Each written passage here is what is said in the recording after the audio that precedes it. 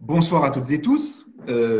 Bienvenue à ce 10e webinaire du CEMA sur un sujet un petit peu particulier et certains d'entre vous, lorsqu'ils se sont inscrits, n'ont pas manqué de nous faire remarquer qu'il était peut-être paradoxal pour le Centre d'enseignement des modes amiables d'organiser un webinaire sur l'arbitrage.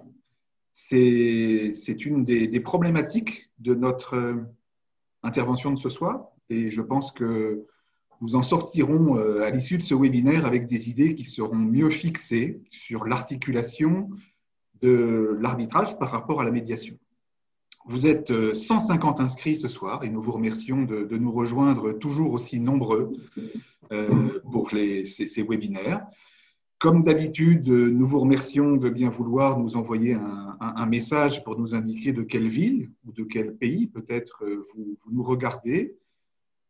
Ça nous permet de savoir un petit peu quels sont les participants et peut-être d'adapter aussi les thématiques que nous vous proposons pour répondre au mieux à vos besoins. Voilà, je vois qu'il y a déjà un certain nombre de personnes qui nous répondent et je vous en remercie.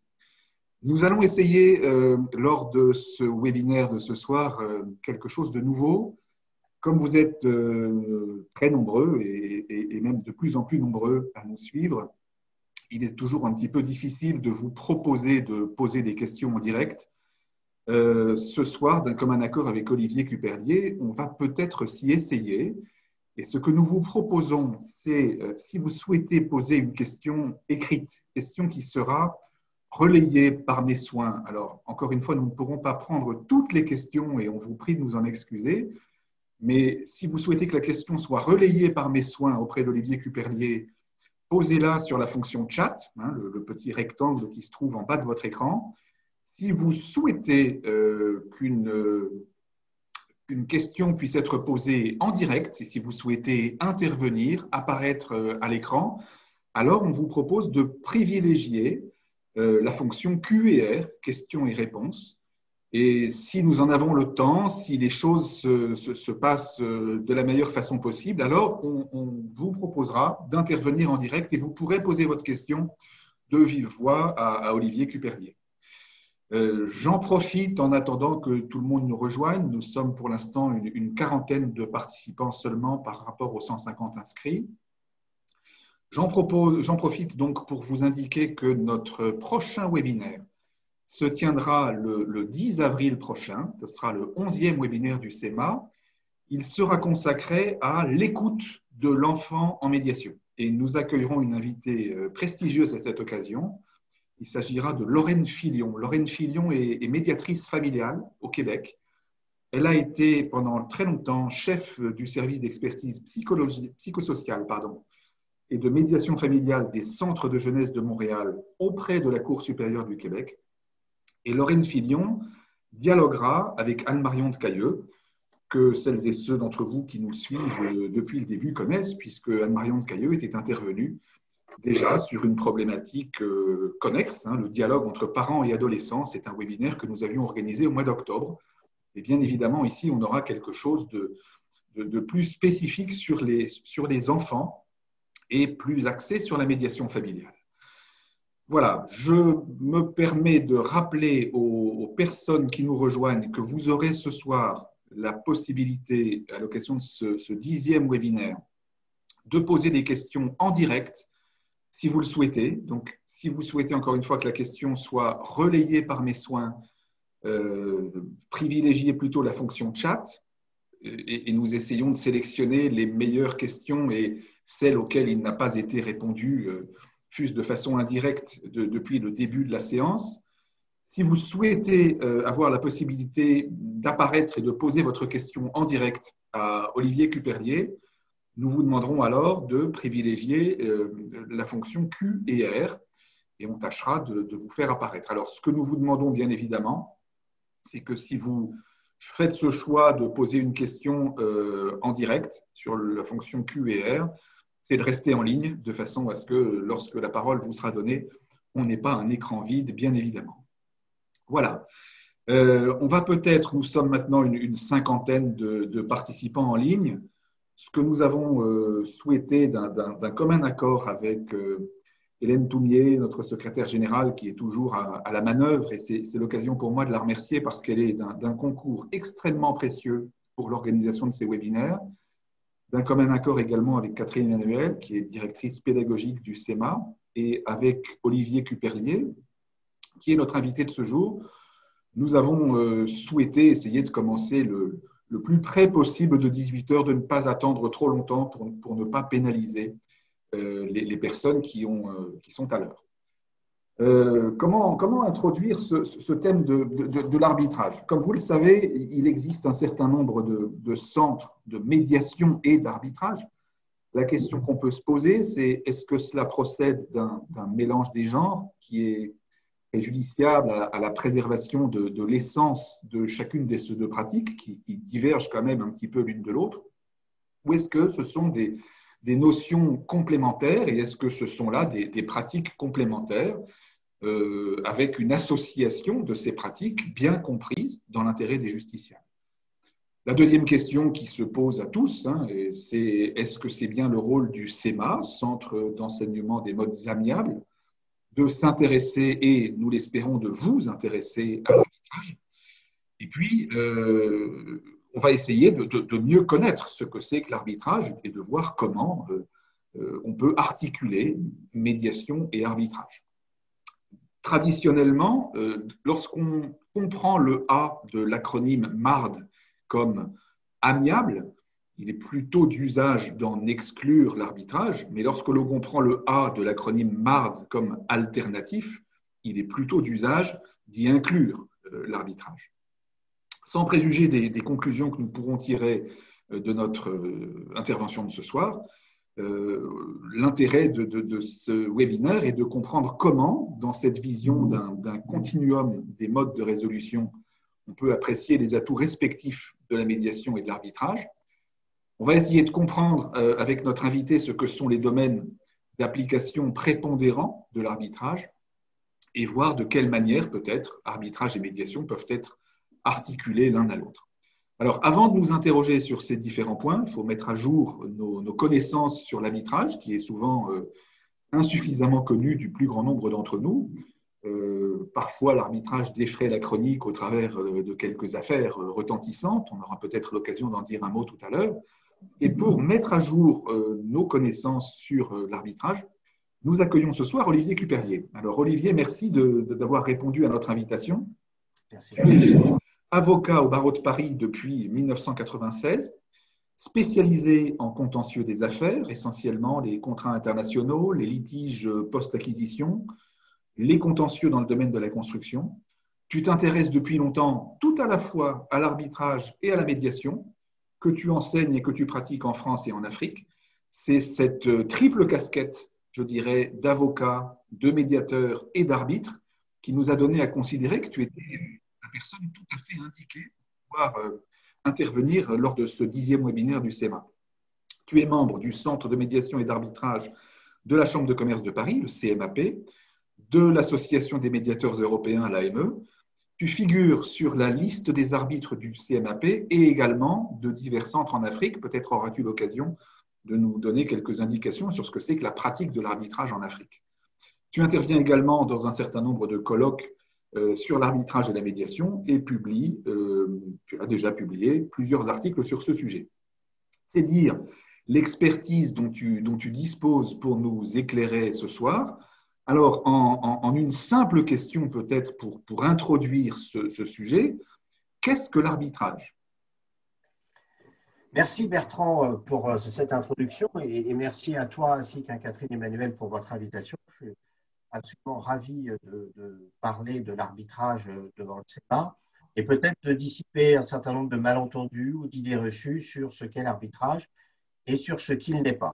Alors, tout d'abord, ce qu'il n'est pas, je crois que c'est important de le dire en tout début, ce n'est pas un mode amiable de règlement des litiges, comme parfois on le pense. On l'assimile trop souvent à la médiation. Et comme tu as dit, la confusion vient sans doute du fait que des centres administrent à la fois des procédures de médiation et des procédures d'arbitrage, qui sont deux choses totalement différentes, ce qui ne les empêche pas d'être effectivement complémentaires, et on va voir dans quelle mesure l'une peut s'imbriquer dans l'autre, Mais il n'en demeure pas moins que ce sont des choses extrêmement différentes. L'arbitrage n'est pas un mode amiable, c'est un mode certes alternatif et c'est un mode surtout juridictionnel. C'est-à-dire que dans l'arbitrage, on confie à un tiers, les parties confient à un tiers, les parties en litige, les litigants, confient à un tiers le pouvoir de trancher leur litige. Donc, c'est une mission tout à fait différente de celle du médiateur qui vise à aider les parties à trouver un accord et qui n'a aucun pouvoir juridictionnel, aucun pouvoir de contrainte sur les parties. L'arbitre a des pouvoirs juridictionnels qui sont les mêmes pouvoirs que ceux d'un juge. Et à ce titre, la décision qu'il va rendre s'appelle une sentence arbitrale qui a les mêmes effets qu'un jugement. Alors, les mêmes effets en ce sens que la sentence arbitrale a l'autorité de la chose jugée dès son prononcé, exactement de la même manière qu'un jugement rendu par une juridiction étatique. En revanche, à la différence d'un jugement rendu par une juridiction étatique, elle n'a pas la force exécutoire et ne confère la sentence arbitrale n'aura cette force exécutoire qu'après une procédure que l'on appelle une procédure d'exéquatur qui se passe devant le tribunal judiciaire par lequel le juge fait un contrôle vraiment à minima, s'assure que la sentence n'est pas contraire à l'ordre public et y appose la formule exécutoire et son exéquatur qui fait rentrer en tant que telle la sentence arbitrale dans notre ordre juridique et qui permet de procéder à son exécution forcée à l'aide des moyens de contrainte de l'État, notamment les huissiers de justice, et une sentence arbitrale permet de faire des saisies et toute voie d'exécution que l'on peut faire sur la base d'une décision de justice. Donc, on voit dès le début des pouvoirs extrêmement différents. En réalité, le médiateur a très peu de pouvoir, il a surtout une autorité, et puis il est là pour aider les parties à renouer le dialogue. Il en va totalement différent de l'arbitre, qui lui est là pour rendre une décision. Donc, on est dans deux choses de nature différente. L'arbitrage est effectivement un mode alternatif, et c'est vrai que si on pousse un petit peu la réflexion, on peut considérer que c'est véritablement le mode alternatif par définition, dans la mesure où, quand on regarde un petit peu l'évolution de la médiation, on peut se demander si la médiation est véritablement une alternative à la justice étatique, dans la mesure où, de plus en plus, le législateur a tendance à favoriser et à inciter les parties à procéder à une médiation avant d'avoir recours à la justice étatique. Il y a une réforme en ce sens en 2015 qui obligeait dans tout acte introductif d'instance devant un tribunal à ce que les parties justifient avoir tenté des mesures de résolution amiable. Et puis maintenant, depuis 2019, depuis le 1er janvier 2020, l'obligation pour les litiges d'un montant inférieur à 5 000 euros de faire une médiation préalable. Donc on voit bien qu'il y a quand même un léger changement de paradigme, c'est-à-dire que c'est un petit peu la justice étatique qui devient l'alternative à la médiation, c'est-à-dire qu'on a recours au juge que si on n'a pas réussi à régler soi-même, soit à l'aide d'un médiateur, le litige. Là, l'arbitrage procède d'une logique totalement différente, puisque c'est très souvent, on décide d'avoir recours à l'arbitrage dès le contrat, par une clause compromissoire, et qui permet, dès le début, d'exclure de tout recours à une juridiction étatique par le jeu de la clause qu'on appelle la clause compromissoire. Les juridictions étatiques perdent toute compétence pour avoir à juger, à traiter du litige. Donc, dès le début, dès la signature du contrat, on fait un choix et on décide à ce moment-là que le litige sera soumis à l'arbitrage et par conséquent qu'il ne pourra pas être jugé par une juridiction étatique. Donc, c'est un choix fort sur lequel on ne peut pas revenir, ou alors d'un commun accord, comme toujours en droit des contrats, ce qu'on a fait d'un commun accord, on peut évidemment le défaire d'un commun accord. Enfin, généralement, lorsqu'il y a un contentieux et qu'il y a une clause compromissoire, les parties décident dans ce cas-là, n'ont pas le choix, et si elles veulent faire trancher le litige qui les oppose, elles sont obligées d'avoir recours à l'arbitrage. Il y a aussi la possibilité de faire un arbitrage sur la base d'un compromis, qui, lui, est l'accord des parties pour soumettre le litige à l'arbitrage une fois que le litige est né. Cela étant, d'un point de vue statistique, on s'aperçoit que très peu d'arbitrages sont faits sur la base d'un compromis, pour une raison psychologique sans doute simple, qui est que dès lors que les parties sont en désaccord et ont un différend, elles sont en désaccord sur tout, et qu'il suffit qu'une partie propose l'arbitrage pour que l'autre, évidemment, voit ça comme un piège et dise non, s'il propose l'arbitrage, c'est qu'il a une idée derrière la tête, et par conséquent, je refuse. Donc, en réalité, très peu, si le recours à l'arbitrage n'est pas prévu dès le contrat initial, il est rare que l'arbitrage, que les parties aient recours à l'arbitrage dans ces cas, même si ce n'est pas évidemment pas impossible. Donc, pour conclure cette brève introduction, qu'est-ce que l'arbitrage? C'est une justice privée et véritablement une justice, c'est-à-dire de nature juridique, avec un tiers à qui n'est pas un juge, qui est un arbitre, mais à qui on confère des pouvoirs de nature juridictionnelle, auxquels les parties ont décidé de se soumettre. Il y a un aspect contractuel, il y a un aspect volontaire, et c'est pour cela aussi que l'on rejoint la médiation, mais uniquement cela. Il existe une exception à ça, et on en parlera peut-être un peu plus tard, c'est un type d'arbitrage spécifique, et l'arbitrage d'investissement, qui lui ne se fait pas sur la base d'un contrat, mais sur la base de traités internationaux, et qui met en cause des investisseurs et des États. On en reparlera peut-être un petit peu plus tard dans le cadre de notre discussion. Et voilà, l'arbitrage essentiellement dont on va parler ce soir, c'est l'arbitrage qu'on appelle l'arbitrage commercial, par opposition à l'arbitrage investisseur, qui est un arbitrage qui se fait sur la base d'un contrat. Parfait. Merci Olivier pour cet état des lieux qui permet de préciser un peu le périmètre de notre dialogue de ce soir. On rentrera peut-être un tout petit peu plus tard dans la mécanique de l'arbitrage, savoir comment l'arbitrage se passe. La question que je me pose en t'écoutant, c'est je comprends que l'arbitrage procède nécessairement d'une décision des parties, soit qu'elle procède d'une clause compromissoire insérée au contrat, tout comme on a une clause de médiation par laquelle les parties décident de résoudre le litige sur le contrat par une médiation avant tout procès. Est-ce qu'ici, on pourrait aussi avoir un arbitrage décidé d'un commun accord entre des parties, nonobstant l'absence de clause stipulée au contrat? C'est l'hypothèse du compromis d'arbitrage dont Absolument. tu parles. D'accord. Absolument. Qui est une possibilité juridique qui est prévue par le texte, par l'article 1442 du Code de procédure civile, mais qui, dans la pratique, encore une fois, se rencontre assez rarement, puisque le compromis, c'est lorsque le litige est né, et s'il n'a pas été prévu en amont d'avoir recours à l'arbitrage, l'expérience pratique montre qu'il suffit qu'une partie le propose pour que l'autre, évidemment, s'y pose. Maintenant, il existe aussi des arbitrages sur la base des compromis, mais c'est quand même beaucoup plus rare. D'accord. Donc, on a un parallèle, mais parallèle qui est limité, puisque, bien évidemment, jamais le juge ne fait une proposition d'arbitrage. Absolument. Ça, on le comprend tous. D'accord, oui, parfait. Absolument. Alors, pour aller un peu plus loin dans ce parallèle que nous essayons de faire entre arbitrage et médiation, est-ce qu'on pourrait essayer de définir des domaines de prédilection de chacun de ces modes? Est-ce qu'il existe des domaines dans lesquels l'arbitrage est particulièrement approprié et auxquels on a fréquemment recours? Alors, le domaine de prédilection d'arbitrage est le commerce international, incontestablement, depuis les années 50. Et c'est aussi pour ça que l'arbitrage a connu un essor extrêmement important. Étant précisé que l'arbitrage est ancien, comme la médiation. Parfois, on a tendance à parler de la médiation comme un épiphénomène ou comme une mode. En réalité, c'est un mode de résolution des litiges extrêmement ancien, dont on trace dans des vieilles civilisations, dont on trace dans la Bible, ce qui est assez logique, puisque pour qu'il y ait une justice étatique, il faut un État, et on sait qu'en tout cas en Europe, l'existence de l'État, d'un État organisé, capable de former des juges et d'organiser un système judiciaire, et finalement, sur l'échelle humaine, des civilisations quand même pas si anciens que ça. Donc, en revanche, le besoin de justice, lui, est extrêmement ancien, et l'arbitrage, comme la médiation, existe depuis extrêmement longtemps.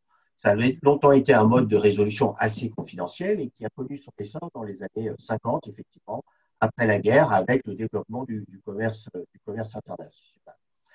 Pourquoi il a connu cet essor en matière internationale?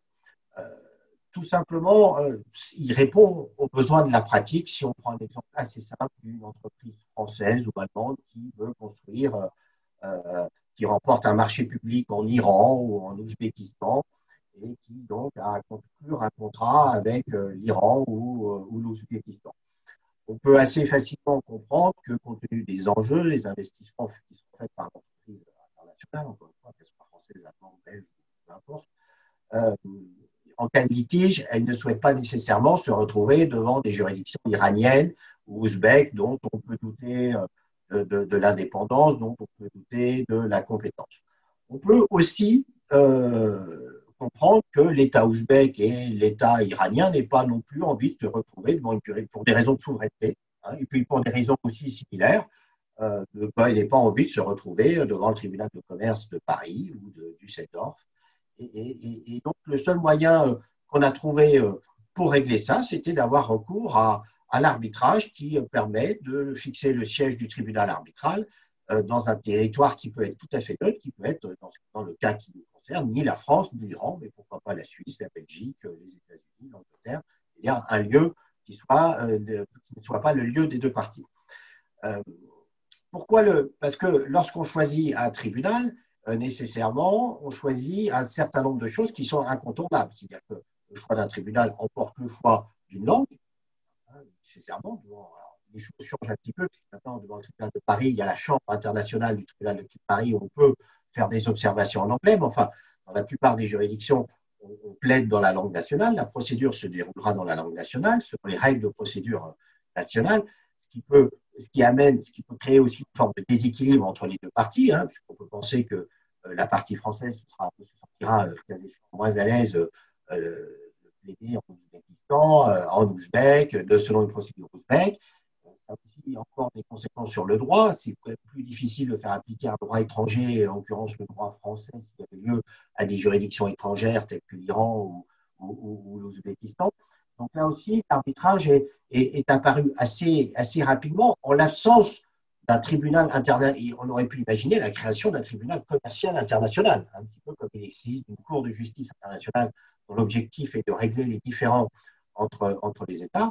Il n'existe pas l'équivalent en matière commerciale. Donc l'idée a été de faire appel à l'arbitrage, qui encore une fois existait depuis longtemps, et de développer cette technique de l'arbitrage dans laquelle les parties peuvent de manière très simple choisir la langue de l'arbitrage, qui sera quand même dans les litiges internationaux souvent l'anglais.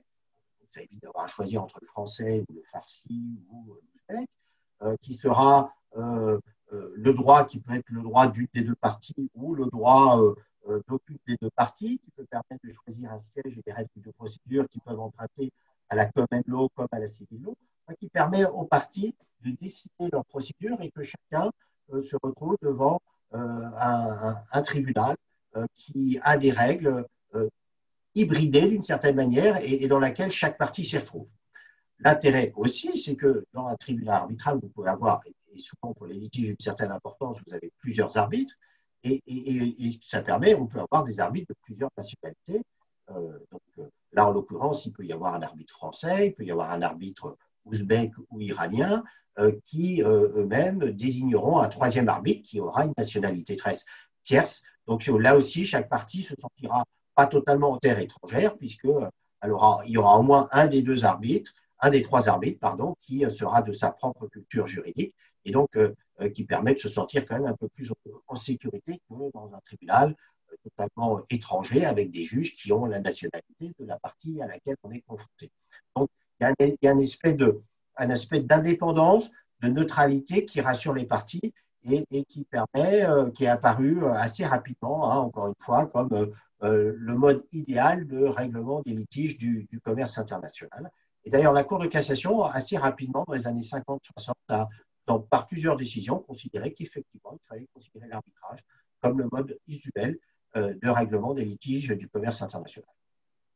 Ce que tu dis là est intéressant parce que ça m'évoque peut-être un autre point de convergence entre médiation et arbitrage. J'ai toujours à l'esprit cette phrase d'Hélène Abelsson-Gebhardt qui dit « On ne choisit pas son juge, on choisit son médiateur ». Et là, pareillement, on ne choisit pas son juge, mais on choisit son arbitre. Absolument. Et à t'entendre, on a une sorte de Lego ou de mécano qui fait que, voilà, on peut choisir le lieu du fort, ce qu'on appelle le fort, le tribunal. On peut choisir aussi la langue, l'arbitre même, le droit applicable. Et finalement, on construit avec l'autre les conditions dans lesquelles on souhaite voir le litige résolu. C'est bien ça? C'est tout à fait ça. On se donne le maximum de chances que le litige soit résolu dans de bonnes conditions. Il y a un aspect, et que la décision, par conséquent, sera acceptée par les deux parties. Parce qu'on en a parlé au tout début, à l'origine de l'arbitrage, il y a une essence contractuelle, donc consensuelle. L'objectif, c'est que tout le monde aille devant se sentent parfaitement à l'aise dans la procédure qui sera mise en œuvre et d'obtenir une solution qui ne pourra faire l'objet d'aucune contestation. D'ailleurs, en matière internationale, les sentences arbitrales ne peuvent pas faire l'objet d'un appel. Donc, ce sont des sentences, des décisions qui sont rendues au premier et dernier ressort, qui peuvent éventuellement faire l'objet d'un recours en annulation, auquel, par ailleurs, les parties peuvent renoncer. Mais ce sont des sentences qui, par les modalités de choix et de constitution du tribunal arbitral, ne doivent souffrir aucune contestation possible, puisque les parties ont construit, comme tu le dis, par un mécano, par leur volonté individuelle, le tribunal qui est censé être le tribunal idéal, dont la sentence, dont la décision finale sera parfaitement incontestable. Là aussi, effectivement, l'intérêt de choisir son juge, c'est que quand on ne choisit pas son juge, on a toujours la crainte de, quand on a affaire à des litiges complexes, en matière internationale, de tomber sur un juge qui ne connaîtra pas le secteur, que ce soit le secteur de la construction, si on est sur un dossier, sur un litige de construction, soit le secteur du pétrole, des télécoms, etc. Là, on aura tout loisir de choisir un arbitre qui connaît parfaitement la matière, en qui on a toute confiance, qui devra par ailleurs être totalement indépendant, hein, comme le médiateur, il devra être neutre, indépendant et impartial, mais qui aura des qualités professionnelles qui lui sont reconnues par les parties et qui donc qui sont le gage quand même d'une bonne justice. Il y a un autre avantage également à l'arbitrage, c'est la rapidité. Vous payez les arbitres sont rémunérés par les parties à parts égales, et par conséquent, les parties peuvent exiger de ces arbitres qu'ils rendent leur décision dans un délai qui est déterminé à l'avance, qui peut être quelques mois, alors qu'évidemment, vous ne pouvez pas exiger du juge étatique qui rende sa décision à telle ou telle date. Il le fera en fonction de l'activité de sa juridiction, et on sait bien, malheureusement, c'est un des écueils de la justice étatique, que souvent les juridictions étatiques sont surchargées et que les délais de procédure peuvent être extrêmement longs. Alors qu'en arbitrage, les parties ont la maîtrise du temps, peuvent imposer un délai aux arbitres. Donc, si on ajoute tous ces éléments les uns aux autres, c'est-à-dire la compétence du tribunal, le choix des arbitres, la possibilité de composer quelque chose qui conviendra à un mode de résolution en piochant, en choisissant la langue, en choisissant la procédure, en choisissant le droit qui conviendra à toutes les parties. Si on ajoute à cela la rapidité. Et enfin, un dernier point important aussi dans des litiges qui peuvent être un peu sensibles, la confidentialité. On trouve tous les ingrédients qui ont fait que, assez naturellement, dans les années 50, l'arbitrage s'est imposé comme un mode tout à fait normal et comme le mode qui quasiment exclusif de résolution des conflits du commerce international. À ceci s'est ajouté un élément important qui aurait pu être un écueil à l'arbitrage, parce que vous allez dire c'est formidable d'avoir un beau tribunal, d'avoir une belle décision, mais qu'est-ce qu'on fait de la sentence arbitrale si on ne peut pas l'exécuter? Et là aussi, pour répondre à cette préoccupation tout à fait légitime des praticiens et des utilisateurs de l'arbitrage, la Convention de New York de 1958 a prévu des facilités, des modalités d'exéquature des sentences arbitrales dans les pays signataires, et la Convention de New York a été signée par plus de 150 pays, ce qui en fait une des conventions internationales les plus signées au monde, ce qui est tout à fait remarquable, et ce qui fait que dans beaucoup de pays, et là aussi on peut voir ça comme un paradoxe, dans beaucoup de pays, il est plus facile d'exécuter une sentence arbitrale que d'exécuter une décision de justice. Une décision de justice étrangère, dans l'Union européenne, au sein de l'Union européenne, son exécution est simple, mais pour la plupart des cas, maintenant, est dispensée même d'exéquature. Et pour exécuter une décision française, ne serait-ce qu'aux États-Unis, qui est quand même un pays assez proche en termes d'avancement, il n'y a pas de convention d'entraide judiciaire entre les deux pays, et l'exéquature, en fonction des États, en plus des États-Unis étant un État fédéral, l'exéquature d'une décision française aux États-Unis peut être extrêmement compliquée. Alors qu'en réalité, la décision d'une sentence arbitrale qui serait rendue en France aux États-Unis serait, pour sa part, relativement simple. Donc là aussi, ça a été un élément extrêmement fort du commerce international, c'est-à-dire, tiens, on va obtenir une décision de qualité dans des délais raisonnables et on va pouvoir l'exécuter partout dans le monde grâce à la Convention de New York, ce qui est quand même une simplification tout à fait extraordinaire. Donc, l'essor de l'arbitrage date vraiment de ça, et c'est évidemment développé avec la mondialisation. Il est évident que plus le commerce international se développe, et plus le recours à l'arbitrage en matière internationale a vocation à se développer. J'entends de ce que tu nous dis, Olivier, que l'arbitrage a une portée universelle. Ce n'est pas quelque chose qui est l'apanage des pays du Nord par rapport à l'hémisphère sud, l'apanage des pays occidentaux ou autres. C'est vraiment quelque chose qui est répandu de façon très générale dans le monde entier, ce qui est intéressant. Alors, il y a des questions qui nous sont posées là, par l'intermédiaire du chat et qui me paraissent extrêmement intéressantes. Dans un arbitrage international, l'arbitre va regarder le contrat à la lumière du droit de quel droit national. Ça vous dit que finalement les parties faisaient choix du droit qu'elles voulaient voir appliqué, mais la suite de cette question intéresse tout le monde, je pense. Si c'est le droit du pays où est exécuté le contrat, par exemple, il faut donc que l'arbitre soit un spécialiste du droit de ce pays. Et donc, absolument. De quelle nationalité? Il y a de bonnes chances pour qu'il soit de la nationalité du pays dont la loi s'applique. Oui, c'est vrai et c'est pas vrai. On sait que par exemple au barreau de Paris, il y a quand même un certain nombre de Français qui sont français, d'avocats français, et qui sont avocats au barreau de New York, qui ont fait des études aux États-Unis, qui ont passé une maîtrise en droit allemand. Donc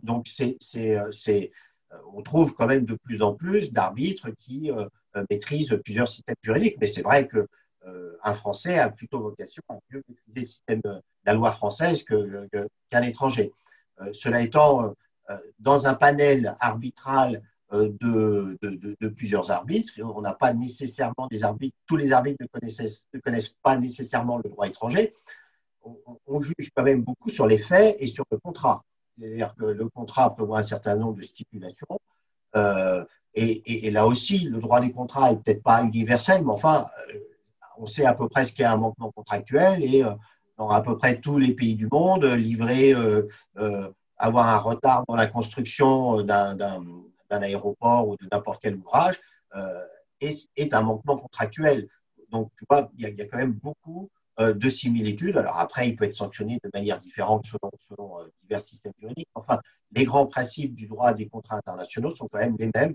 Et assez rapidement, moi, il m'est arrivé d'être arbitre dans les arbitrages, dans des droits. Par exemple, j'en ai fait un en droit mauricien. Je ne suis pas un spécialiste du droit mauricien, mais enfin, il est quand même relativement proche du droit français.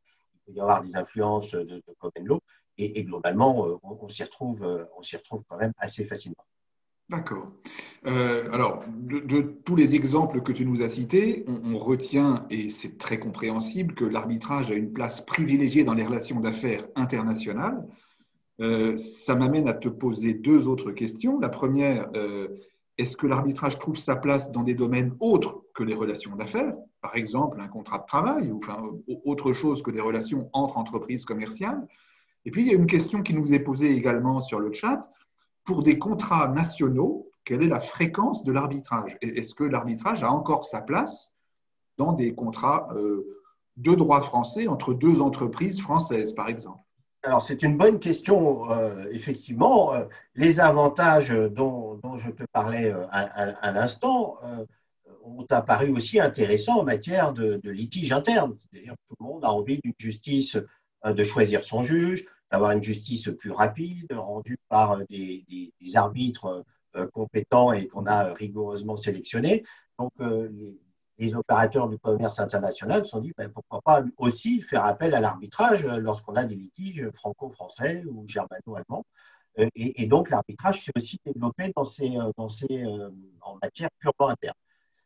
On assiste quand même depuis, et c'est vrai que dans les années 80-90, beaucoup de contrats commerciaux avaient systématiquement une clause compromissoire.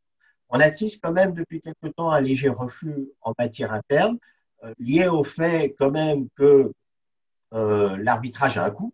Hein. On n'en a pas parlé, mais pour l'instant, on a beaucoup parlé des avantages de l'arbitrage. Mais enfin, il a aussi un coût, puisqu'il faut rémunérer les arbitres. Ce n'est pas une activité, ils ne sont pas fonctionnaires, ils ne sont pas rémunérés par l'État, ils sont rémunérés par les parties, donc nécessairement, ça a un coût. C'est lié aussi au fait que le critère aussi de rapidité de la procédure d'arbitrage, on s'est rendu compte que finalement, les arbitrages peuvent durer longtemps. Pour diverses raisons, parce que les parties soulèvent un certain nombre d'exceptions, de procédures. On est un peu sorti de ce qu'était l'arbitrage dans les années 50-60, qui était une espèce de club de grandes entreprises assez fermé, où on s'en remettait à l'arbitrage, on attendait une décision, et voilà, et on jouait le jeu, et le tiers arbitre tranchait, et on exécutait la décision. C'est vrai qu'on a un peu transposé à l'arbitrage les règles de procédurale de chicanerie un petit peu qui existe devant les tribunaux, consistant à gagner du temps, à contester la compétence du tribunal arbitral, à récuser les arbitres, à ensuite faire un recours en annulation contre la sentence arbitrale, ce qui évidemment allonge la procédure arbitrale et au final lui fait perdre, augmente son coût, allonge la durée de la procédure et lui fait perdre une partie de son intérêt. Donc, si aujourd'hui il est tout à fait possible évidemment d'avoir recours à l'arbitrage en matière purement interne, on le voit un petit peu moins pour des raisons d'efficacité. Puis, il faut aussi reconnaître quelque chose qui est aussi vrai peut-être pour la médiation, c'est que nos tribunaux de commerce, on peut les critiquer, on peut critiquer la justice en France, on peut la trouver pas toujours excellente, pas toujours très rapide, mais enfin, globalement, les tribunaux de commerce français rendent des décisions dans des délais à peu près raisonnables, sont quand même relativement indépendants, relativement compétents. On peut toujours espérer mieux, mais enfin, quand on compare à d'autres pays, je vois par exemple, j'ai vu récemment des dossiers en Italie où il y a des délais totalement invraisemblables, des procédures de liquidation judiciaire qui durent une dizaine d'années. Ça existe aussi en France, enfin, ce n'est pas la règle. On a une justice commerciale qui, en France, est relativement efficace et j'ai tendance à penser que pour des litiges, des litiges de moyen enjeu et pas trop compliqués, dans lesquels la confidentialité n'est pas essentielle, c'est plutôt une bonne politique que d'aller devant le tribunal de commerce. Donc, bon, voilà, il n'y a pas d'interdiction, mais c'est vrai qu'on est un peu revenu de l'arbitrage pour les litiges internes et qu'on est revenu à sa vocation première qui était de régler les litiges du commerce international. D'où le fait qu'on n'a pas tellement d'autres champs d'application que les relations commerciales. C'est bien voilà. Ça que tu nous dis. Absolument, absolument. Alors, cela étant, tu nous as parlé tout à l'heure très rapidement de l'arbitrage d'investissement. Est-ce que tu peux nous dire un petit peu oui, de façon plus précise de quoi il s'agit? Pour rebondir là-dessus, il y a quand même un petit paradoxe, c'est que c'est vrai qu'on observe un reflux de l'arbitrage. À l'origine, l'arbitrage, c'est la justice des marchands, hein, des commerçants, et plus particulièrement des commerçants internationaux. C'est devenu la justice des commerçants, et c'est vrai qu'avec le temps, et notamment assez récemment, avec la loi J21 de 2016, on a tendu à élargir l'arbitrage, un petit peu comme le mariage pour tous. Il y a eu l'arbitrage pour tous, donc d'étendre l'arbitrage aux droits aux consommateurs, aux salariés, qui peut effectivement juger opportun d'avoir recours à l'arbitrage. Dans ce cas-là, donc, il est possible aujourd'hui de mettre une clause compromissoire dans un contrat de travail, sachant que cette clause donc, sera valable, alors qu'avant elle était considérée comme nulle, mais que l'employeur ne pourra pas l'imposer à l'employé.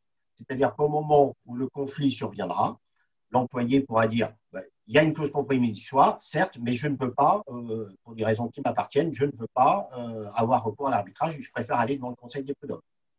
Mais c'est intéressant parce que là encore, c'est un point commun, je dirais, entre la médiation et l'arbitrage, puisque dans un contrat de travail, on peut également avoir une clause de médiation, mais elle ne peut pas être imposée aux salariés. Voilà. Et le salarié peut s'adresser au Conseil de prud'homme, et ce d'autant que la procédure devant le Conseil de prud'homme comporte un préliminaire nécessaire de conciliation. Tout à fait. Tout à fait. Là aussi, effectivement, c'est un point commun. Donc, il y a eu la volonté du législateur d'ouvrir ces modes-là. On peut aussi poursuivre le parallèle. S'il y a eu un reflux de l'arbitrage commercial interne, c'est aussi parce que les tribunaux de commerce ne fonctionnent pas si mal. Si aujourd'hui il y a un appel d'air vers l'arbitrage en matière sociale, c'est aussi peut-être parce que les conseils de prud'homme, en revanche, ne fonctionnent pas si bien que ça. On observe à Paris des délais peuvent être jugés comme excessifs. Moi, je fais très peu de social, mais enfin, très régulièrement, j'entends des délais pour obtenir une décision en première instance de 2 ans. Si vous faites appel, vous avez 4 années de procédure. Donc, on peut comprendre aussi que des cadres dans des contrats de travail internationaux peuvent aient les moyens de payer une procédure d'arbitrage de façon à avoir une décision beaucoup plus rapide. Alors après, on peut contester ça, dire c'est une justice privée à 2 vitesses. Ceux qui sont riches, ils payent un juge privé, ils ont une décision plus rapide. Et ceux qui sont pauvres, ils vont devant la justice publique et ils sont obligés d'attendre des années pour avoir une décision. Enfin, le législateur a ouvert cette porte pour le salarié et pour le consommateur. Donc, voilà, mais encore une fois, c'est une faculté qui lui est ouverte, ça ne peut en aucun cas lui être une obligation. On ne peut pas lui imposer.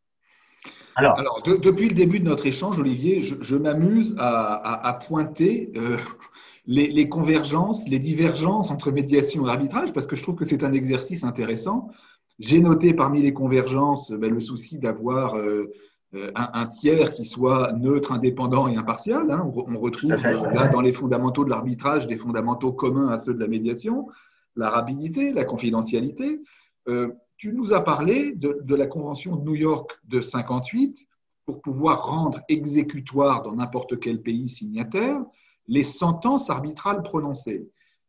Comme chacun sait, on a depuis décembre 2018 une convention de Singapour qui a pour objet de faciliter les accords de médiation à l'étranger. Alors, celle-là n'a pas été signée par 150 pays à ce jour, loin s'en faut.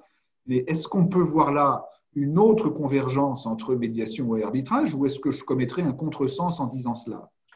Alors, non, contresens, non, l'idée est la même. L'idée est de donner, d'ailleurs, c'est produit par les mêmes organismes qui sont la CNUTSI, hein, qui sont des organismes qui dépendent de l'ONU et qui visent à faciliter le commerce international et qui, les litiges internationaux étant un frein au commerce international, à faciliter le règlement des litiges internationaux. Donc, l'objectif est le même. L'objectif est aussi de proclamer le caractère universel de la médiation, comme en 1958, on a proclamé le caractère universel de l'arbitrage. Cela étant, la réalité est différente. En matière d'arbitrage, comme je l'ai dit en propos liminaire, l'arbitre rend une décision qui sera véritablement une décision de justice et donc pour laquelle il est indispensable, il peut être indispensable, sauf si elle est exécutée spontanément, qu'elle soit revêtue de la formule exécutoire pour être exécutée, pour pouvoir l'exécuter, le cas échéant, de force. En matière de médiation, ce qui est issu d'une médiation, ce n'est pas ça, c'est un accord, c'est un contrat. On prendra souvent la forme d'une transaction et d'un contrat qui, là aussi, l'expérience montre qu'il est quand même, heureusement, très spontanément, très souvent et très exécuté spontanément.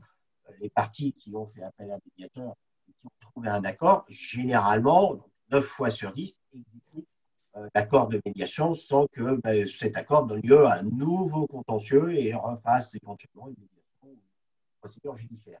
Donc, la problématique n'est pas tout à fait la même, puisque d'un côté, on a une décision de justice qui s'impose à toutes les parties qui peut convenir d'exécuter de manière forcée. De l'autre côté, on a un accord qu'on peut aussi avoir à exécuter de manière forcée, mais dont l'exécution forcée n'est pas l'objectif premier.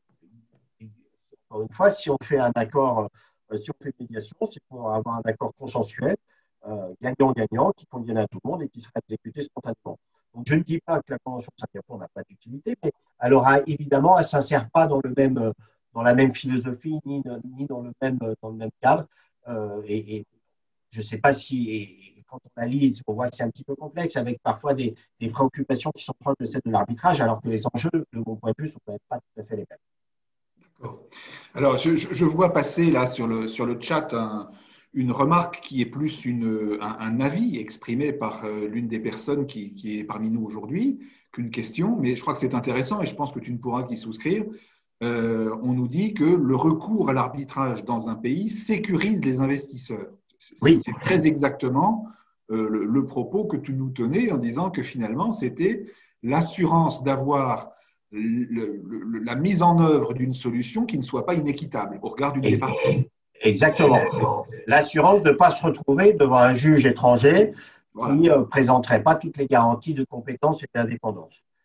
Pour les investisseurs, il existe aussi un autre instrument, et on en vient à ce dont tu parlais tout à l'heure, que tu avais évoqué au tout début, qui est l'arbitrage d'investissement.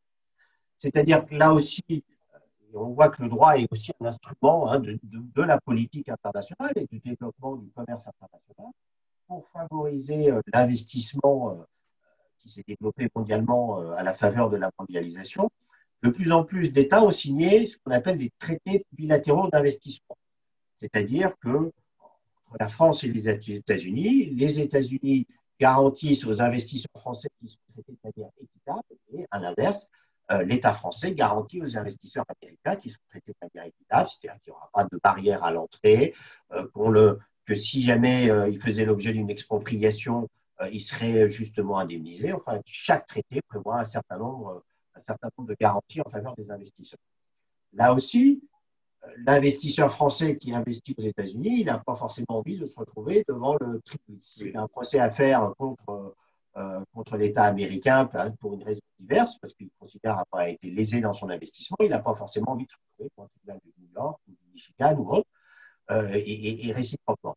Et là, il a été prévu dans ces traités-là que les parties pouvaient avoir recours à l'arbitrage, plus particulièrement devant un centre qui a été créé par la Convention de Washington de 1965 sur le règlement des différends relatifs aux investissements étrangers, qui a créé un centre qui s'appelle le CITI, Centre d'investissement relatifs aux disputes étrangères, et qui permet de régler, là aussi par arbitrage, les litiges liés à un investissement. Donc là, ce qui permet de donner naissance à l'arbitrage, ce n'est pas un contrat, c'est une convention entre deux pays qui, chacune, garantit les investisseurs de la protection du pays dans lequel elles investissent, de manière réciproque. Cet arbitrage a connu beaucoup d'essor. Il s'est conclu aujourd'hui, il existe plusieurs milliers de TBI, de traités bilatéraux d'investissement, et a donné lieu à un certain nombre de critiques dans des cas un peu particuliers. On peut évoquer notamment les deux plus emblématiques étant les affaires Philip Morris et Vattenfall. Philip Morris, l'Australie a décidé il y a une dizaine ou une quinzaine d'années d'interdire la publicité pour les cigarettes et de promouvoir le paquet neutre. Philip Morris, célèbre cigarettier, a considéré que en tant qu'investisseur en Australie, cette décision de santé publique lésait son droit en tant qu'investisseur, puisqu'elle avait investi plusieurs millions de dollars dans des campagnes publicitaires pour faire connaître sa marque aux États-Unis, et que précisément cette loi l'empêchait de faire valoir son droit à la marque, puisqu'elle ne pouvait plus l'afficher sur ses paquets, les paquets qu'elle vendait en Australie. Dans le même ordre d'idée, l'Allemagne, il y a une dizaine d'années, après l'accident du Fukushima, a décidé de sortir du nucléaire. Et donc a voté une loi entraînant la fermeture des entreprises et des centrales nucléaires. Et une société suédoise qui a investi dans le nucléaire en Allemagne s'est plainte auprès de l'Allemagne en disant que votre loi me porte préjudice. Et par conséquent, je saisis un tribunal arbitral pour faire valoir mes droits à réparation. J'ai investi depuis 10, 20, 30 ans dans la filière nucléaire dans votre pays et aujourd'hui, mes investissements sont ruinés à néant puisque vous fermez cette filière. Et là, on voit bien que se heurte et ça crée un certain nombre de réactions dans l'opinion publique et auprès des ONG puisque on se heurte à une confrontation entre les intérêts publics et l'intérêt général, puisque que ce soit l'État allemand qui considère qu'il a parfaitement le droit d'arrêter le nucléaire sans avoir à encourir les foudres d'un investisseur privé, ou que pour des raisons de santé publique, l'Australie a parfaitement le droit de cesser de promouvoir la vente de paquets sans marque apparente. Donc, cet arbitrage d'investissement a fait l'objet d'un peu de contestation, et notamment en raison, puisque les États pouvaient être condamnés par des juges privés de manière totalement confidentielle. Donc, vous avez dû voir, il y a eu un reportage sur Arte qui disait, voilà, c'est des grands avocats internationaux qui se réunissent dans des hôtels et puis qui condamnent des États étrangers à payer plusieurs milliards, c'est une honte. C'est un petit monde entre eux, et après, c'est le contribuable qui paie les condamnations prononcées par ces juges, donc on ne sait pas trop qui ils sont. Donc, il y a eu quand même une certaine contestation, ce qui fait qu'aujourd'hui, en tout cas au sein de l'Union européenne, il y a un refus de l'arbitrage d'investissement, considérant que, compte tenu de la confiance réciproque et de l'espace judiciaire européen, qu'il n'y avait pas d'inconvénient pour un Français à faire juger son cas devant un tribunal allemand ou devant une juridiction spécifique allemande, et que par conséquent, pour les litiges au sein de l'Union européenne, pour des investissements faits par un Européen au sein de l'Union européenne, il n'y avait pas lieu d'avoir recours à l'arbitrage. Et puis, petit à petit, un certain nombre de pays d'Amérique latine qui ont été condamnés, très honnêtement, souvent à raison. Et là aussi, si on regarde les statistiques, en réalité, les États gagnent plus souvent que les investisseurs qui les attraient en justice. Mais que un certain nombre de pays ont commencé à se plaindre, les pays d'Amérique latine, et ont dit On se retire de la Convention de Washington. C'est un système qui est biaisé, dans lequel les multinationales font leurs lois et entraînent par le biais d'arbitrage la condamnation des États. Donc là aussi, on voit bien qu'il y a eu un certain nombre de contestations qui ont entraîné un certain reflux de l'arbitrage en matière d'investissement, enfin, qui aujourd'hui demeure et qui a prouvé là aussi son utilité pour les mêmes raisons. Hein. Il n'existe pas vraiment de juges spécialisés dans les questions d'investissement, qui sont des questions quand même très techniques et souvent économiques aussi. On est quand même très proche de la justice économique. Et donc, l'arbitrage quand même conserve une partie de son utilité en la matière, même si il fait l'objet de contestations qu'on peut lire d'ailleurs de plus en plus dans le grand public. Alors, merci. On a beaucoup parlé des domaines d'application de l'arbitrage, de ses potentialités. Est-ce que, dans le temps qui nous reste, tu pourrais nous faire entrer un peu dans la cuisine? Je vois qu'il y a des questions de participants qui nous disent, mais finalement, comment ça se déroule un arbitrage? Comment ça se passe? Quel est le processus? Alors, il y a globalement deux types d'arbitrage différents. Il y a ce qu'on appelle l'arbitrage institutionnel, dans lequel les parties désignent donc dans leur clause d'arbitrage un centre d'arbitrage. J'en ai parlé tout à l'heure, il existe le CMAP de la Chambre de commerce de Paris, il existe un centre d'arbitrage très connu de la Chambre internationale, qui est d'ailleurs basée également à Paris. Et là, c'est la Chambre qui gère un petit peu comme un greffe la procédure d'arbitrage, c'est-à-dire que vous appliquez le règlement d'arbitrage de la Chambre, ce n'est pas la Chambre qui va rendre la décision. Hein. Attention, la Chambre veille à administrer la procédure d'arbitrage de la même manière que peut le faire un greffe, et la procédure est encadrée par le règlement d'arbitrage du centre d'arbitrage en question.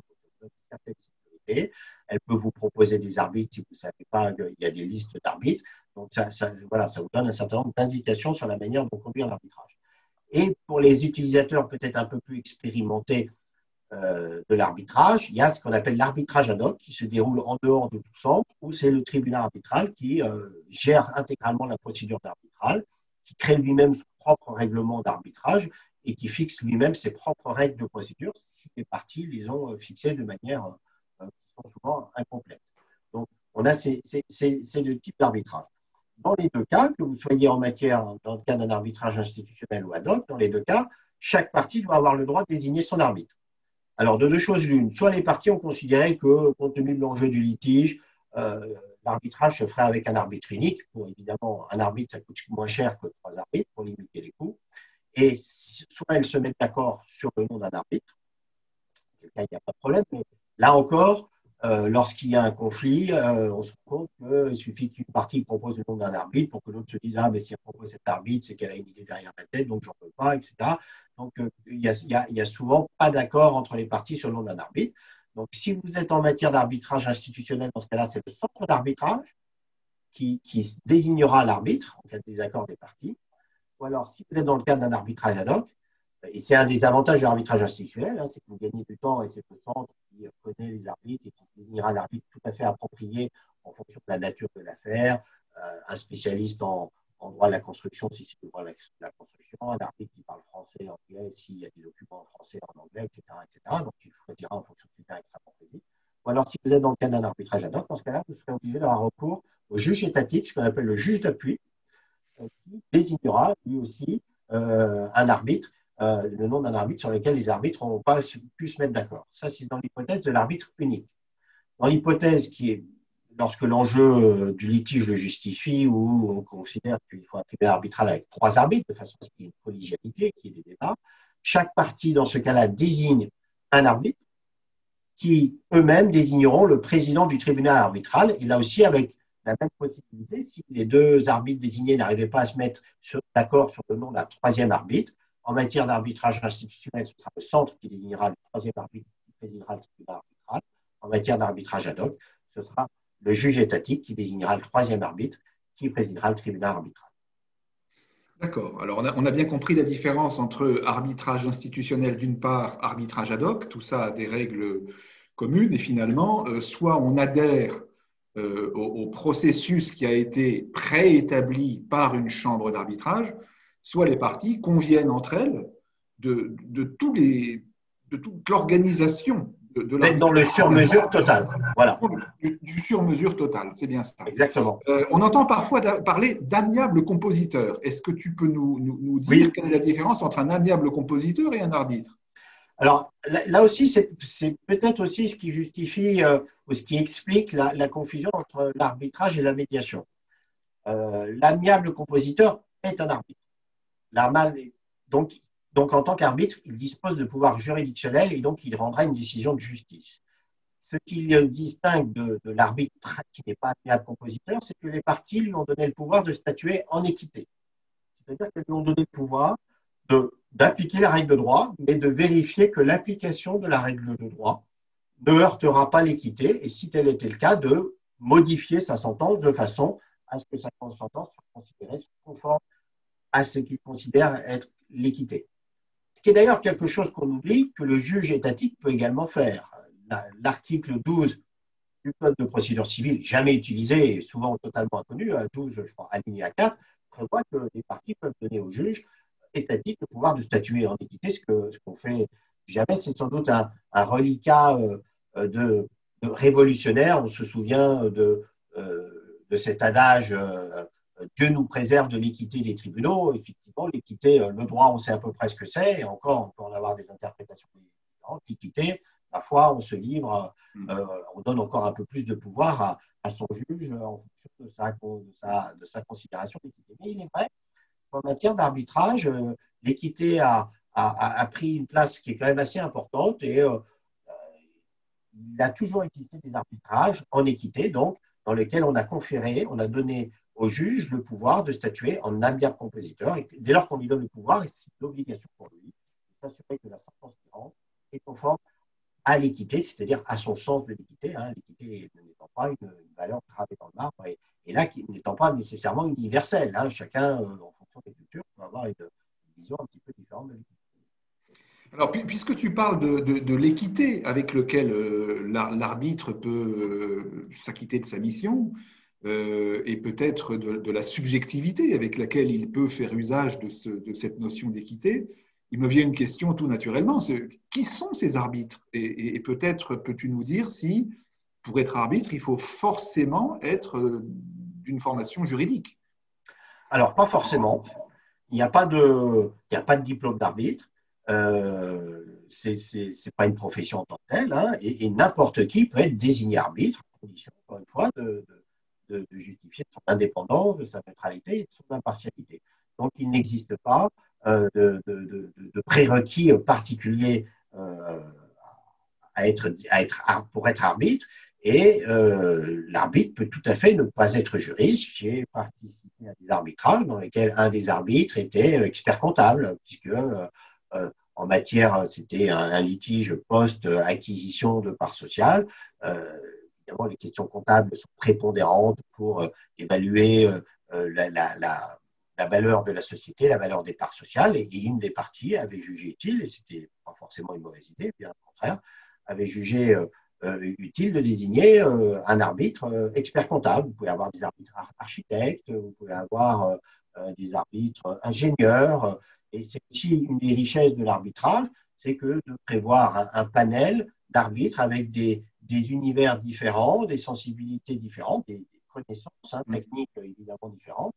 Alors, malgré tout, il me semble quand même utile qu'il y ait, en tout état de cause, au moins un juriste dans le panel. C'est-à-dire que si c'est un tribunal composé d'un arbitre unique, je crois qu'il est assez incontournable que cet arbitre soit un minimum juriste, de façon à ce que, s'il doit rédiger une décision, que celle-ci soit rédigée en droit et correctement rédigée selon les formes juridiques.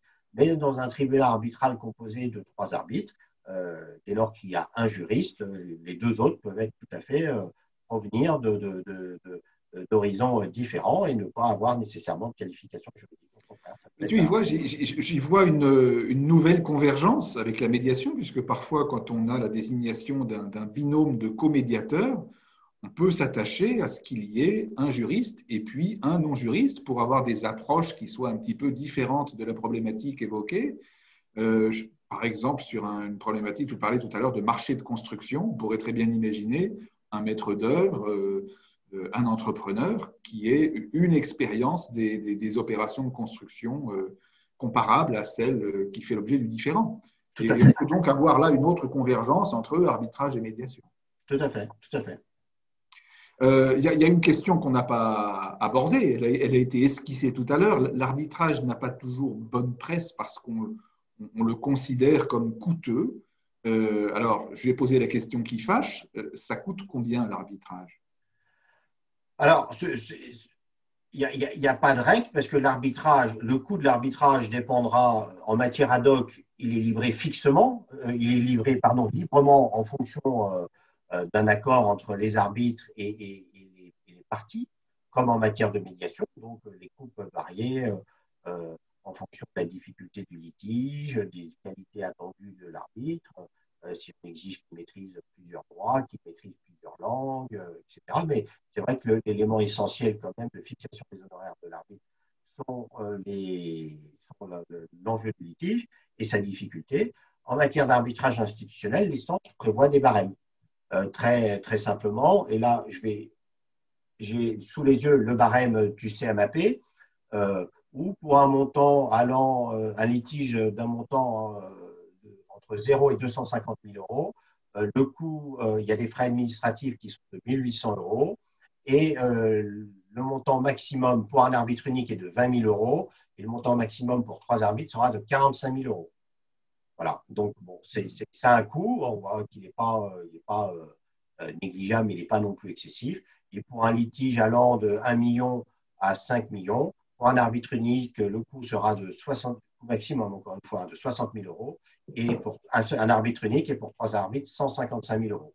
Donc voilà une idée du coût d'un centre qui est le centre créé par la Chambre de commerce de Paris pour qui s'adresse à une clientèle, si je puis dire, je puis parler de clientèle, de PME, et donc qui vise à avoir des coûts qui rendent la justice arbitrale accessible à des PME françaises, plus ou moins grosses, hein, et éventuellement de sociétés un peu.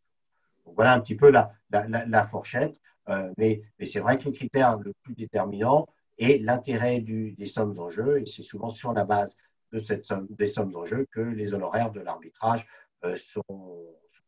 les honoraires des arbitres sont fixés.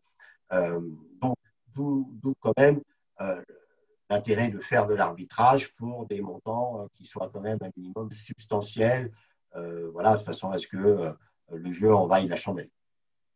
D'accord. Alors, au moins, ça a le mérite de la clarté. J'imagine que pour des arbitrages internationaux portant sur des gros enjeux, tels que les exemples que tu nous as donnés tout à l'heure, on a en revanche des honoraires prévisibles qui sont bien plus élevés, surtout si on a un tribunal arbitral avec 3 arbitres. Bien sûr, on peut dépasser le million d'euros. D'accord. On peut dépasser le million d'euros. Mais enfin, sur un litige de 200 ou 300 millions d'euros, ce ne sera pas l'élément déterminant.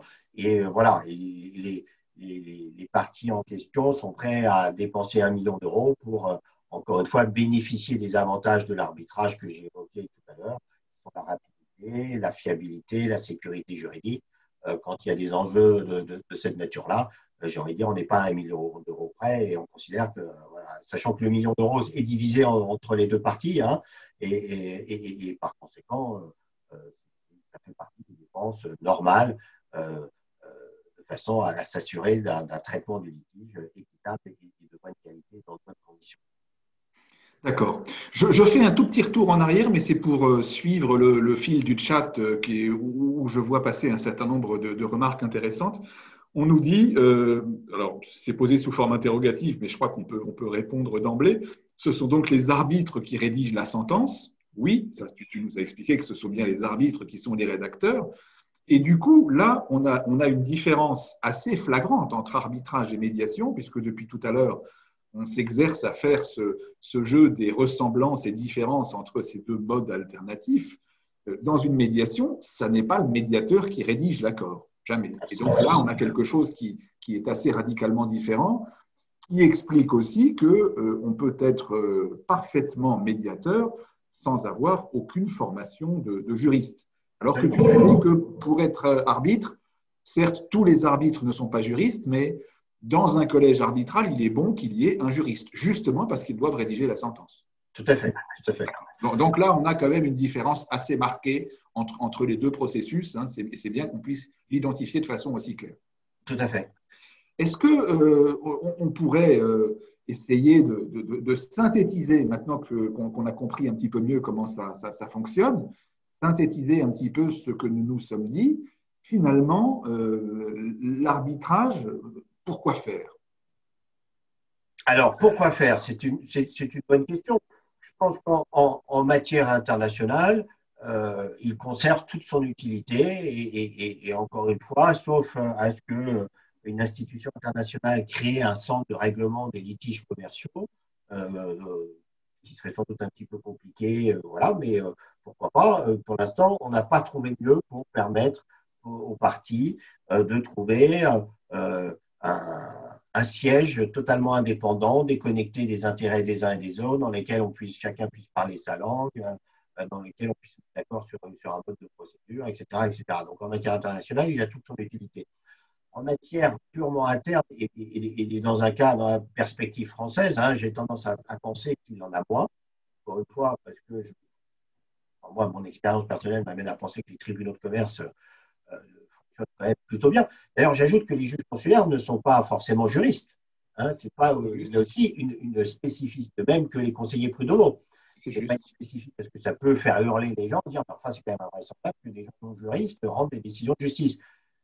C'est quand même une réalité de notre système judiciaire aujourd'hui, c'est que les juges consulaires ne sont pas nécessairement juristes et les conseillers prud'homaux non plus, et rendent tous les jours des décisions de justice en France. Je ferme la parenthèse.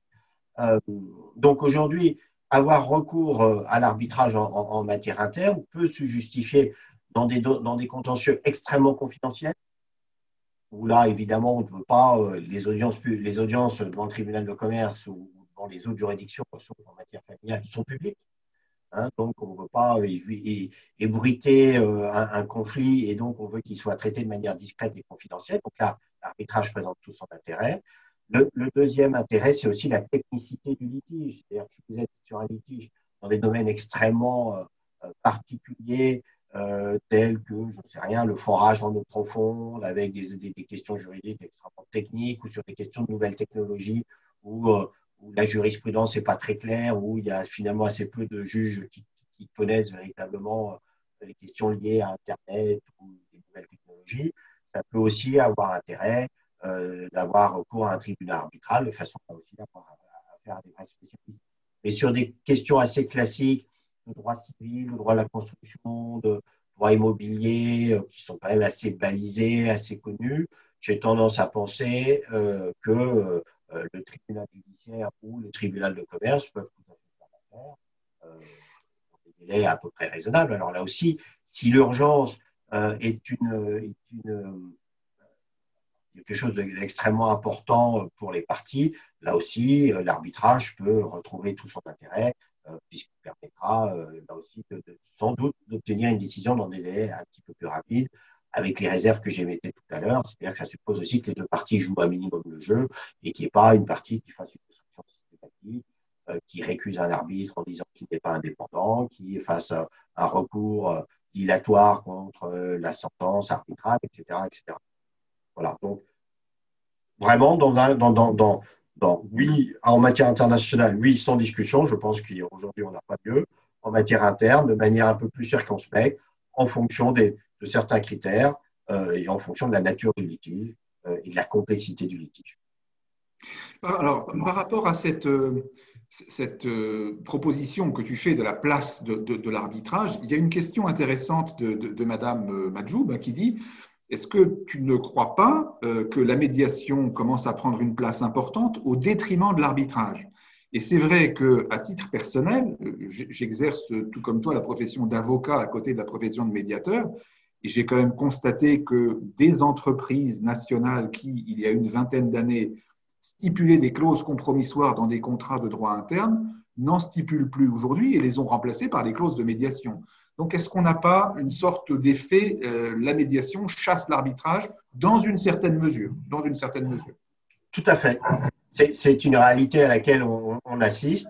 La médiation prend de plus en plus de place et effectivement au détriment de l'arbitrage, et c'est une très bonne chose parce que c'est plus simple, parce que ça coûte moins cher, et puis parce que c'est une solution qui préserve les relations entre les parties. Enfin, là, on retrouve les qualités, toutes les qualités de la médiation qu'on ne retrouve pas dans l'arbitrage, hein, encore une fois, et plus proche quand même si tu t'es évertué avec beaucoup de talent et beaucoup de justesse, hein, Bertrand, à voir les points communs, il n'en demeure pas moins qu'il y a un point quand même de divergence qui est fort, c'est qu'à la fin des fins, l'arbitre, il rend une décision.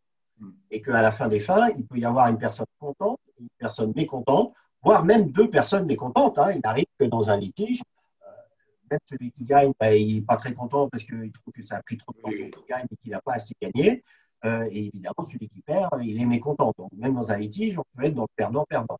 Donc là, et c'est vrai, évidemment, en matière d'arbitrage, on peut aussi en matière d'arbitrage être dans le perdant-perdant et dire, ben, finalement, ça va coûter cher, j'ai passé beaucoup de temps, puis au final, tu ne me conviens pas totalement, puis je suis définitivement brouillé avec mon partenaire, etc., etc. Donc là, évidemment, l'arbitrage a les mêmes inconvénients que la justice étatique. Et de ce point de vue-là, la médiation, par sa souplesse, par son caractère humaniste, par beaucoup de ses avantages, tend à remplacer l'arbitrage. Maintenant, on sait que la médiation fonctionne très bien, un taux de réussite qui varie entre 70 et 80%. Voilà, il reste à régler. Il y a quand même, toutes les médiations n'aboutissent pas et toutes les contentieux n'ont pas forcément vocation à aboutir devant une juridiction étatique. Donc, il est tout à fait possible de prévoir une médiation. Et en cas d'échec de la médiation, et ça aussi on le voit plus souvent, de prévoir une clause d'arbitrage. L'un n'exclut pas l'autre. Hein, la médiation, je crois, je l'ai dit aussi en propos liminaire, est aujourd'hui une espèce de préalable un peu incontournable qui, encore une fois, a une certaine logique. Hein. Essayez de régler vous-même vos problèmes avant d'aller déranger le juge, si je puis dire. Et bien là, c'est pareil, avant d'aller déranger l'arbitre, ce qui va vous coûter de l'argent et ce qui vous expose à des aléas judiciaires. Puisque de la même manière qu'une décision judiciaire, une décision arbitrale présente aussi des aléas, essayez de vous entendre par le biais de la médiation qui, évidemment, coûte moins cher, qui préserve les relations commerciales, etc. etc. Donc, oui, de toute évidence, la médiation se développe, y compris en matière internationale et y compris en matière d'investissement aussi.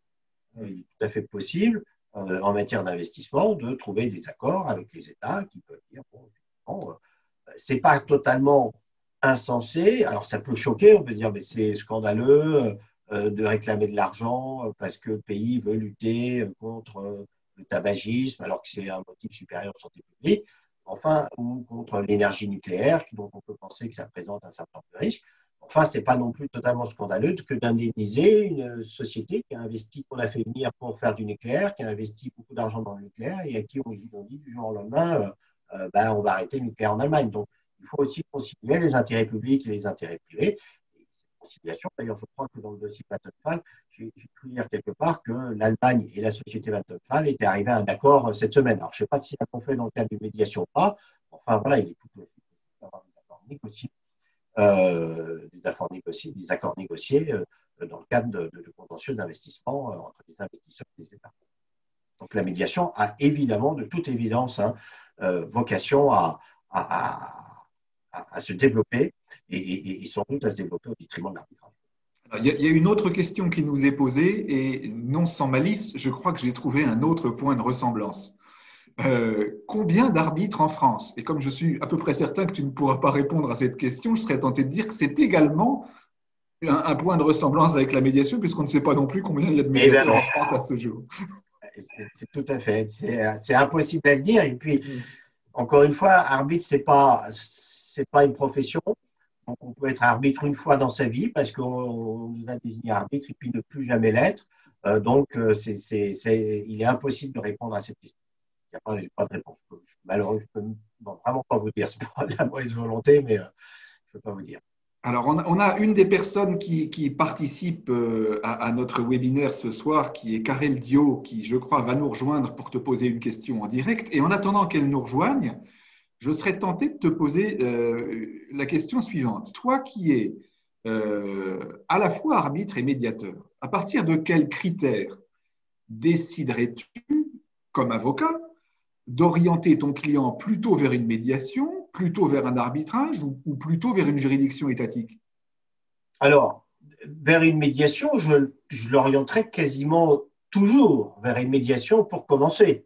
sauf cas exceptionnel, mais en tant qu'avocat, j'ai très familier de la médiation et très favorable à la médiation, j'aurais toujours tendance à tenter une médiation. Après, pour faire une médiation, il faut être deux. Donc, il faut que la partie adverse soit d'accord, soit de bonne foi, et auquel cas, donc, si la médiation ne peut pas être mise en œuvre pour diverses raisons, ou alors si la médiation échouait, j'aurais recours à l'arbitrage ou à la justice étatique en fonction des critères que j'évoquais tout à l'heure, la nécessité d'avoir une décision rapide ou pas, la technicité du litige et la crainte de ne pas trouver dans des juridictions étatiques des juges suffisamment experts du sujet, ou alors la nécessité d'avoir une décision rapide.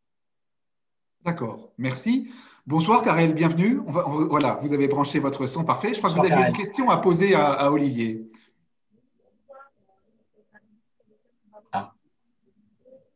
Moi, je n'entends pas. On vous entend très mal, Karel. Est-ce que vous pouvez vérifier le fonctionnement de votre micro?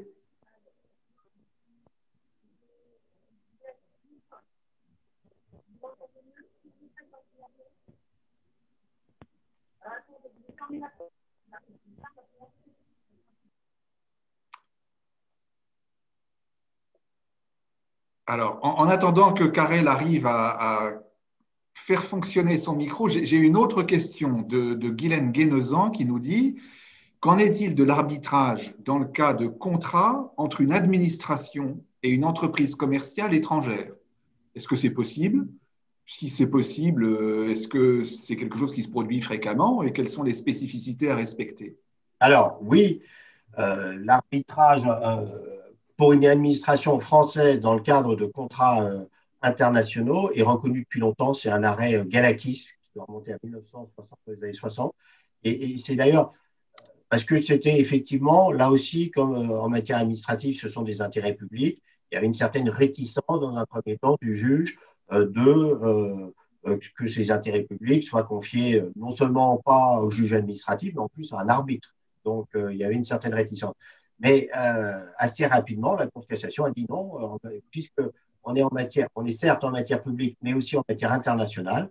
Et l'arbitrage étant le mode normal de règlement des litiges internationaux, c'est le caractère international du litige qui doit primer. Et de manière assez courante, il est recouru à l'arbitrage dans des litiges administratifs internationaux. C'est point vrai, évidemment, en matière de litiges administratifs internes, même si la loi sur les PPP a tendu aussi à développer l'arbitrage sur ce genre de sujet. Parfait, merci. Karel, est-ce que vous avez pu trouver le moyen de vous exprimer? Ah non, c'est difficile, on ne vous entend pas malheureusement. On ne vous entend pas. Ce que je vous propose de faire, je suis navré de cette tentative qui ne fonctionne pas. Il y a manifestement un problème de micro. Alors, je vais relayer votre question qui était fort intéressante. Est-ce qu'une sentence arbitrale revêtue de l'exéquatur perd de ce fait sa confidentialité? Est-ce qu'elle devient publique? Alors, la procédure d'exéquatur est une procédure du fait de la Convention de New York extrêmement simplifiée qui se fait sur simple requête. Donc, vous déposez votre sentence et que vous accompagnez d'une requête auprès du tribunal judiciaire et qui lira la sentence, un juge spécialisé, un juge délégué de la présidence, lira la sentence et imposera ou non, enfin, dans 9 fois sur 10, il imposera cette exéquatur. Donc, il n'y a pas de débat public. Donc, par conséquent, elle ne perd pas sa confidentialité. Là où la sentence peut perdre sa confidentialité, c'est dans le cadre d'un recours en annulation qui, lui, est un recours contradictoire qui donnera lieu à une audience publique et qui fera perdre la confidentialité à la sentence sur litige. D'accord, parfait. Est-ce que ça répond à votre interrogation, Karel? Oui, parfait. Merci, Olivier. Moi j'ai envie de poser une question là encore, c'est peut-être un peu une question qui fâche, mais je disais tout à l'heure que l'arbitrage a parfois défrayé la chronique avec des affaires qui étaient incomprises et peut-être un peu nébuleuses, un peu opaques. Je me demande si l'arbitrage n'a pas un peu perdu de sa superbe en France à la faveur de l'arbitrage entre Bernard Tapie et l'État français par rapport à cette affaire du Crédit Lyonnais. Est-ce qu'on peut dire que c'est venu affecter la notoriété et la crédibilité de l'arbitrage dans notre pays? on peut le dire dans la mesure où, c'est un petit peu le problème, on parle toujours des trains qui n'arrivent pas à l'heure et jamais de ceux qui arrivent à l'heure, qui sont heureusement la majorité. Mais effectivement, beaucoup de gens ont entendu parler d'arbitrage pour la première fois à travers l'affaire Tapie. Incontestablement, ils sont dit, tiens, qu'est-ce qui se passe, Laurent Gbagbo en France, condamner l'État français, pas tout à fait l'État français, enfin le CDR, il y avait aussi des fonds publics, consortium de réalisation du Crédit Lyonnais, sur la base, par des juges privés, et effectivement, ça a pu un peu surprendre l'opinion publique. Et c'est vrai que la personnalité de Tapie, les montants en jeu qui étaient quand même tout à fait considérables, là on parle de centaines de millions d'euros, les dommages d'intérêt accordés en matière de réparation du préjudice moral qui ont été de 45, si je me souviens bien, 45 millions d'euros, ce qui évidemment jamais n'a été prononcé dans l'histoire de la justice française par un tribunal étatique, ont paru tout à fait disproportionnés et peut-être de manière choquante. Et on sait qu'il y a eu des procédures pénales contre les arbitres, etc., etc. Donc, effectivement, ça a pu jeter une ombre, un peu de suspicion sur l'arbitrage. Malgré tout, ce qu'il faut retirer de tout ça, c'est que ça a pu affaiblir un petit peu la France en disant, tiens, il se passe des choses un peu bizarres dans l'arbitrage en France. Malgré tout, ce qu'il faut retenir de tout ça, c'est que cette sentence a été annulée. Ce qui montre que quand même, le juge étatique garde un œil sur la manière dont se déroule tout ça, et que lorsqu'il apparaît que il y a des qui ne fonctionnent pas, là en l'occurrence l'indépendance d'un des arbitres, en l'occurrence M. Pierre Estou, qui était ancien président, ancien magistrat, donc a priori quand même quelqu'un au-dessus de tout soupçon, ancien président de la Cour d'appel de Paris. C'est intéressant d'ailleurs de voir un peu la sociologie de ce tribunal arbitral. Vous aviez Pierre Estou, donc ancien magistrat, et beaucoup d'anciens magistrats font de l'arbitrage. Vous aviez Pierre Mazot, ancien président du Conseil constitutionnel, ce qui est quand même non plus pas rien, qui est un honnête homme, et Jean-Denis Bredin, notre confrère académicien, professeur de droit, avocat de grande réputation. Donc, on avait a priori un tribunal arbitral au-dessus de tout soupçon. Bon. Et puis, des soupçons sont nés et la sentence a interloqué. Et au final, cette sentence a été annulée. Ce qui, encore une fois, montre qu'il peut y avoir parfois des déviances, mais que les juridictions étatiques veillent au grain, qu'on n'est pas totalement dépourvu face à ce genre de déviance et qu'au final, encore une fois, la sentence a été annulée et que le droit a prévalu. Donc, je crois que c'est aussi ce qu'il faut retenir de l'affaire Tapie. Il peut y avoir parfois des erreurs, des arbitres, des juges, mais enfin, des erreurs de jugement. Malheureusement, la justice étatique aussi en fait tous les jours. Hein. Donc, voilà, ça peut tout à fait exister. Là, on considérait qu'il y avait en plus des problèmes qui pouvaient relever du pénal. Et encore une fois, les sanctions ont été prises. Alors, les uns et les autres ont pour l'instant fait l'objet d'un acquittement, si je me souviens bien. Hein. Je crois que Bernard Tapie a été acquitté. Les autres, je ne sais plus exactement. Je crois qu'il y a une procédure d'appel en cours. Je ne peux pas me prononcer définitivement sur le sujet. C'est la justice qui appartient de le faire. Mais enfin, en tout état de cause, aujourd'hui, la sentence arbitrale n'existe plus. A été annulée. Donc, ce qui montre que quand même, il existe au sein de la justice française des moyens de protection contre des sentences qui pourraient paraître comme heurtant l'ordre public ou étant né dans des circonstances jugées anormales. Pour bien comprendre, Olivier, tu nous rappelles que la sentence a été annulée et je vois passer une question. Je suppose que ce n'est pas si fréquent qu'une sentence soit annulée, mais quand elle l'est, qu'est-ce qui se passe? On revient devant une juridiction étatique et on repart à zéro? Alors, quand elle l'est, on revient, quand la sentence est annulée, on peut refaire un arbitrage. Sauf si la sentence a été annulée parce qu'on considérait que la clause d'arbitrage était nulle. Auquel cas, là, effectivement, il faut aller devant la juridiction étatique. Et sinon, lorsque la sentence a été annulée, généralement, les parties, si elles persistent dans leur volonté de recourir à l'arbitrage, elles refont un arbitrage derrière. Ce qui peut entraîner aussi la responsabilité, l'annulation d'une sentence peut entraîner la responsabilité des arbitres.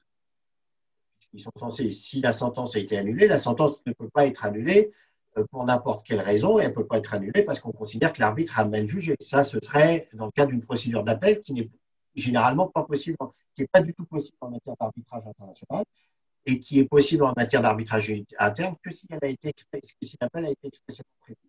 Sinon, les nullités ne peuvent être prononcées que dans certains cas, si l'arbitre a manqué à son indépendance, s'il n'a pas statué dans les délais, si sa sentence viole l'ordre public, s'il a manqué au principe du contradictoire. Un certain nombre, il existe 6 cas d'ouverture qui sont extrêmement limitativement énumérés et donc par conséquent, effectivement, les cas d'annulation sont quand même plus rares. Et comme je lis la question en même temps que toi, dans ce cas-là, est-il possible de recourir à la médiation? Bien sûr, bien sûr. Il est tout à fait possible quand le Garlas, après plusieurs années d'arbitrage ou même plusieurs mois, la sentence a été annulée. Les parties peuvent se dire, bon, essayez quand même de se mettre autour de la table pour trouver une solution viable. Mais c'est aussi la grande fluidité et la grande plasticité de la médiation qui fait qu'on peut la mettre en œuvre à tout moment, y compris pendant une procédure d'arbitrage, comme dans le cas d'une procédure judiciaire. On peut dire, tiens, on va mettre la procédure d'arbitrage entre parenthèses pendant quelques semaines ou quelques mois et essayer de se mettre d'accord sur alors, ça me permet de faire une petite digression, mais on a peut-être encore un petit peu de temps, Bertrand. Oui, un tout petit peu. Vas-y, je t'en prie. Il y avait aussi une tendance qui existait à l'époque, à laquelle je n'étais pas trop favorable, où l'arbitre s'improvisait parfois un petit peu médiateur. Bon. C'est-à-dire qu'il cherchait à rapprocher les parties, puis bon. Là, ça pose quand même un petit problème parce que pour que la médiation fonctionne bien, il faut aussi pouvoir exposer au médiateur, bénéficier d'une confidentialité et pouvoir exposer au médiateur parfois ses turpitudes et être capable de dire oui, là, effectivement, on n'a peut-être pas très bien exécuté ce contrat-là, ou peut-être que on n'a pas respecté toutes les formes, ou peut-être que ceci, peut-être que cela, et puis il faut être en mesure aussi de faire des propositions. Il est évident que devant un arbitre, c'est difficilement conciliable de faire des propositions pour faire avancer la médiation. Si, en cas d'échec de la médiation, ce médiateur se transformerait en arbitre et viendrait vous sanctionner ayant entendu les révélations et les reconnaissances de responsabilité que vous avez faites, si ça venait à se retourner contre vous. Donc, je trouve que le mélange des genres d'arbitre qui joue alternativement le rôle de médiateur, puis ensuite d'arbitre, ou d'arbitre, puis médiateur, et pas forcément une très bonne chose, d'autant que ça fait appel à des savoirs différents. On peut être un très bon juriste et un très bon arbitre et avoir un long passé judiciaire d'ancien juge ou que sais-je, et ne pas être un bon médiateur. C'est, encore une fois, nos éditeurs le savent, la médiation nécessite une formation, nécessite une écoute, nécessite la maîtrise d'un certain nombre de techniques de communication qui ne sont pas nécessairement l'apanage de l'arbitrage ou du juge. Donc, je trouve que cette confusion des genres est parfois un peu risquée. C'est dommage. Je suis tout à fait d'accord avec toi. J'ai peut-être une dernière question à te poser, Olivier, et je vais te demander, s'il te plaît, d'y répondre aussi brièvement que possible, parce que je vois qu'on approche de 19h30 et nous allons nous efforcer de terminer à l'heure, comme à chaque fois. Et j'aurais peut-être quelques mots de conclusion. On nous demande notamment s'il est possible d'envisager un arbitrage dans le domaine familial. Est-ce que c'est quelque chose dont tu as déjà eu connaissance? Oui, je ne l'ai jamais rencontré en pratique, mais je ne pratique pas le droit de la famille. Mais je sais qu'aujourd'hui, plus grand-chose ne s'y oppose. Alors, avec quand même cette réserve, c'est qu'on ne peut arbitrer comme on ne peut transiger que sur les droits dont on a la libre disposition. Bien sûr. Donc, par exemple, on ne pourrait pas faire un arbitrage pour établir une filiation. Ça relève de l'état des personnes. Ou pour prononcer un divorce. Ou pour prononcer un divorce. Ça, ce ne serait pas possible. En revanche, une fois que le divorce est prononcé, si les parties voulaient, ce qui se voit assez peu, parce que ça, généralement, on a quand même, on trouve qu'une procédure de divorce dure toujours trop longtemps. Donc, s'il faut aller devant le juge pour faire prononcer le divorce, puis après aller devant un arbitre pour procéder à la liquidation de la communauté, ça fait un peu double emploi. Mais théoriquement, c'est tout à fait possible. Et on voit. Je sais qu'il existe des associations spécialisées en droit de la famille qui militent pour le développement de l'arbitrage en matière familiale. Même il y a eu un colloque l'année dernière ou il y a 2 ans sur le sujet. Donc oui, c'est tout à fait envisageable avec les réserves que j'évoquais précédemment tenant à l'état des personnes. Parfait. Merci Olivier pour tous ces éclairages. Je doute pas un seul instant que les personnes qui sont restées avec nous jusqu'au bout là, en savent beaucoup plus sur l'arbitrage et comprennent beaucoup mieux comment ça fonctionne et comment ça s'articule avec la médiation. Puisqu'on parle d'articulation de la médiation, avec la médiation, moi je relève quand même, hein, c'est le petit jeu auquel je me suis livré au fil de notre échange, qu'il y a presque une sorte de partie d'ADN commun, hein, qui se constitue peut-être de la possibilité de recourir à un mode alternatif, déjà, de la responsabilisation des parties, qui est un peu le corollaire de ce choix de ne pas aller devant une juridiction étatique, de la faculté de choisir un tiers qui soit neutre, indépendant, impartial, de la possibilité, et ça c'est important, de contribuer à la construction du cadre dans lequel le litige va trouver son règlement, ne serait-ce que le cadre temporel. La confidentialité également fait partie de cet ADN commun. La loyauté des débats, caractéristique qui est partagée également avec le droit collaboratif. Une approche très pragmatique et pas seulement juridique. Et d'ailleurs, la possibilité de s'écarter de la stricte application d'une règle de droit, sous réserve de respecter l'ordre public, en prenant en considération notamment l'équité si les parties l'y autorisent. On a donc là quand même un certain nombre de points communs qui établissent une certaine parenté. Alors, on a débuté ce webinaire tout à l'heure en disant que selon qu'on considérait que le A de l'acronyme MARD signifiait alternatif ou amiable, on y rangeait ou on en écartait l'arbitrage. Moi, j'ai presque envie de me rapprocher de la vision des Québécois qui, on le sait, sont toujours très en avance, hein, pour tout ce qui est des MARD.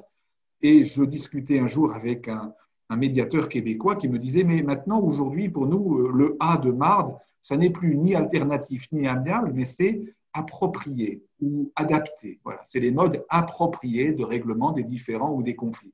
Ça rejoint l'une des remarques d'une de nos participantes de ce soir, très active sur le fil du chat, et c'est l'occasion de leur remercier.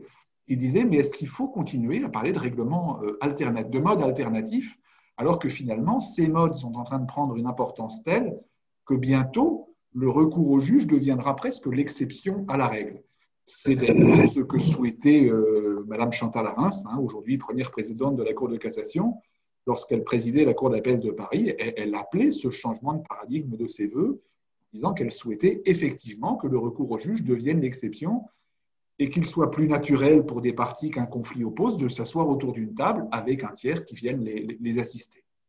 Alors, juste peut-être une annonce, comme je ne doute pas que ce webinaire a suscité de l'intérêt, de la curiosité, et nous l'espérons chez un certain nombre d'entre vous l'envie d'aller plus loin, et comme des demandes en ce sens ont déjà été adressées au CEMA, j'ai le plaisir de vous informer ce soir que le CEMA va organiser une formation à l'arbitrage qui sera dispensée par toi, Olivier. Hein.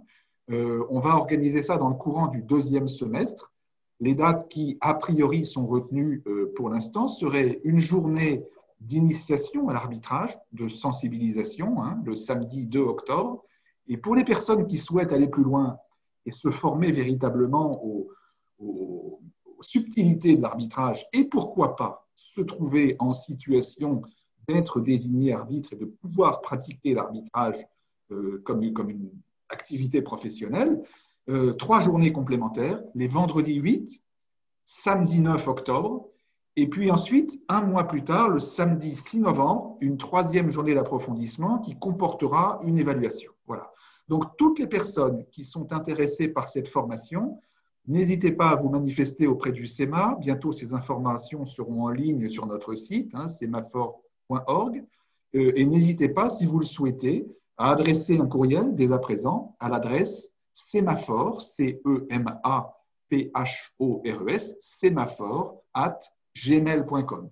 Et ce sera pour vous l'occasion de retrouver Olivier, dont on a pu mesurer ce soir toute la science arbitrale. Et je t'en remercie à nouveau d'avoir bien voulu te prêter à cet exercice. Merci à toi et à Catherine pour votre invitation. C'est un vrai plaisir. Pour le prochain webinaire, le 11e webinaire, il sera consacré à l'écoute de l'enfant en médiation. Et à cette occasion, nous accueillerons Lorraine Filion. Lorraine Filion, je parlais à l'instant du Québec qui a toujours une longueur d'avance. Lorraine Filion est médiatrice familiale. Elle a été chef du service d'expertise psychosociale et de médiation familiale des centres de jeunesse de Montréal auprès de la Cour supérieure du Québec. Elle a animé pendant plusieurs années un groupe d'entraide pour enfants de parents séparés. Et donc, elle a toute légitimité pour traiter de ce sujet, de l'écoute de l'enfant en médiation. Elle sera interviewée à l'occasion de ce webinaire par Anne-Marion de Cailleux, qui est également avocate au barreau de Paris, médiatrice, et qui est très impliquée dans l'écoute de l'enfant en médiation. Peut-être vous souvenez-vous avoir assisté à un webinaire auquel elle a déjà participé au mois d'octobre sur l'idée, sur la notion de dialogue entre parents et adolescents. Voilà, nous vous souhaitons une très bonne soirée, un excellent week-end et espérons vous revoir nombreux pour ce 11e webinaire du CEMA le 10 avril prochain. Bonne soirée et merci encore pour votre fidélité. Au revoir, Olivier. Au revoir Bertrand, à bientôt. À bientôt.